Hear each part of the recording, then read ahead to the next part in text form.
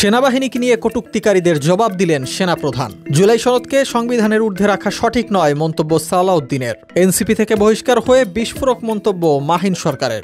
সাদা পাথরের পর এবার জাফলং থেকে পাথর লুট, অজ্ঞাত পরিচয়ে মামলা। পারমাণবিক অস্ত্র বাড়ানোর নির্দেশ কিম জং উনের। ওমরা করানো সেই রইজউদ্দিনের সাথে সাক্ষাৎ করতে গেলেন অপবিশ্বাস।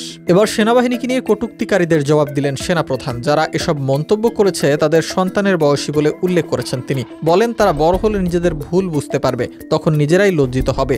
অবাধ, সুষ্ঠু ও নিরপেক্ষ নির্বাচনে সরকারকে সহযোগিতা করতে সব ধরনের প্রস্তুতি সেনাবাহিনী নিয়েছে বলেও উল্লেখ করেন জেনারেল ওয়াকারুজ্জামান।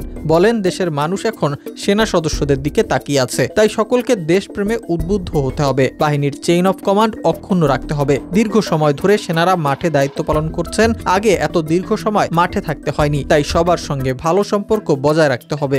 জুলাই সনদকে সংবিধানের ঊর্ধ্বে রাখা হয়েছে, যা সঠিক নয়। কোনো নথি সংবিধানের ওপরে হতে পারে না। যদি এমন দৃষ্টান্ত স্থাপন করা হয় তবে তা ভবিষ্যতের জন্য নেতিবাচক উদাহরণ হয়ে থাকবে, এমন মন্তব্য করেছেন বিএনপির স্থায়ী কমিটির সদস্য সালাউদ্দিন আহমেদ। জুলাই সনদ নিয়ে প্রশ্ন তোলা যাবে না, এমন বক্তব্য গ্রহণযোগ্য নয় বলে উল্লেখ করেন তিনি। বলেন জুলাই সনদে কিছু গুরুত্বপূর্ণ বিষয় আলোচনায় না এলেও তা অন্তর্ভুক্ত করা হয়েছে, আবার কিছু বিষয়ের উপস্থাপনাও যথাযথ হয়নি। সংবিধান সংশোধন এবং যেসব বিষয়ে ঐকমত্য হয়েছে সেগুলো আগামী সংসদ গঠনের 2 বছরের মধ্যে বাস্তবায়নের প্রতিশ্রুতি ছিল, তবে চূড়ান্ত খসড়ায় সে অঙ্গীকার নেই বলে উল্লেখ করেন সালাউদ্দিন। এনসিপি থেকে বহিষ্কার হয়ে এবার বিস্ফোরক স্ট্যাটাস দিলেন মাহিন সরকার। আক্ষেপ নিয়ে নিজের বহিষ্কারের ব্যাপারে অভিযোগ জানান তিনি। জুলাই আন্দোলনের কথা স্মরণ করিয়ে লেখেন, গান পয়েন্টে 6 জন সমন্বয়কের কর্মসূচি প্রত্যাহারের পর মাহিন সরকার বলেছিল মানি না। মাহিন সরকার সহ 4 জন সমন্বয়কই বাকি সমন্বয়কদের বৈধতা দিয়েছে। তখন মাহিন সরকার পিলখানা হত্যাকাণ্ডের প্রেক্ষিতে ন্যায় বিচারে মাঠে নেমেছিল, কেউ পাশে আসেনি। আজকে কোনো কারণ দর্শানোর নোটিশ ছাড়াই বহিষ্কার করে দিলেন। অভিযোগ তুলে বলেন, গুরুতর আর্থিক অনিয়ম বা চারিত্রিক স্খলনের মতো অভিযোগ থাকলেও আত্মপক্ষ সমর্থনের সুযোগ দেওয়া হয়, আমি সেই সুযোগও পাইনি। এটা সামগ্রিকভাবে নবগঠিত রাজনৈতিক দলের জন্য ক্ষতিকর হয়ে গেল।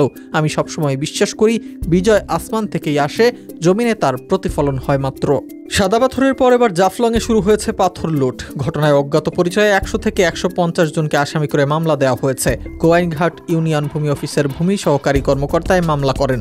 পুলিশ জানায় 7, 8 ও 9 আগস্ট রাত 1টা থেকে 4টা পর্যন্ত প্রবল বৃষ্টির সময় জাফলং 0 পয়েন্টে স্থানীয় পাথর চোরাকারবারীদের হুকুমে 50 থেকে 60টি বার্কি নৌকা দিয়ে পাথর লুট হয়। অজ্ঞাতনামা 100 থেকে 150 জন পাথর চোরাকারবারী রাতের আধারে পাথর চুরি করে নিয়ে যায়। তারা ছোট বড় বিভিন্ন আকারের 40 থেকে 50 হাজার ঘনফুট পাথর চুরি করে। এসব পাথরের আনুমানিক দাম 60 লাখ টাকা। উত্তর কোরিয়ায় পারমাণবিক অস্ত্র বাড়ানোর নির্দেশ দিয়েছেন দেশটির সর্বোচ্চ নেতা কিম জং উন। যুক্তরাষ্ট্র ও দক্ষিণ কোরিয়ার চলমান যৌথ সামরিক মহড়াকে শত্রুতামূলক অভিপ্রায় উল্লেখ করে এমন নির্দেশনা দেন তিনি। সম্প্রতি একটি নৌ ধ্বংসকারী চো হিয়ন পরিদর্শন এবং যুদ্ধজাহাজের অস্ত্র ব্যবস্থা সম্পর্কে একটি প্রতিবেদন পাওয়ার পর তিনি এই ঘোষণা দেন। কিমের উদ্ধৃতি দিয়ে দেশটির সরকারি নিউজ এজেন্সি KNCA জানায়, যুক্তরাষ্ট্র দক্ষিণ কোরিয়ার তীব্র সামরিক জোট এবং পেশিশক্তির নড়াচড়া যুদ্ধের সূত্রপাতে তাদের ইচ্ছার সবচেয়ে স্পষ্ট প্রকাশ। আমাদের দ্রুত পারমাণবিকীকরণের দ্রুত সম্প্রসারণ করা প্রয়োজন। বর্তমান বৈশ্বিক নিরাপত্তা পরিস্থিতি উত্তর কোরিয়াকে দ্রুত পরমাণু অস্ত্রভান্ডার বাড়াতে বাধ্য করছে।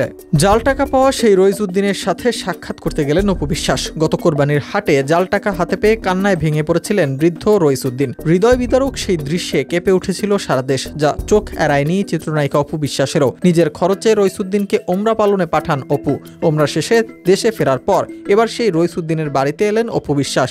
তার অফিসিয়াল ফেসবুক আইডি থেকে লাইভ হওয়া ভিডিওতে দেখা যায় নিজ বাড়ির দরজায় দাঁড়িয়ে প্রিয় নায়িকাকে সাদরে অভ্যর্থনা জানাচ্ছেন রইজউদ্দিন। আশপাশের অসংখ্য মানুষ ছুটে আসেন অপুকে এক নজর দেখতে। লাইভে অপু লেখেন, রইজউদ্দিন চাচার সাথে সাক্ষাৎ। মন্তব্যের ঘরে অনেক ভক্তই এতে ধন্যবাদ জানান অপু বিশ্বাসকে।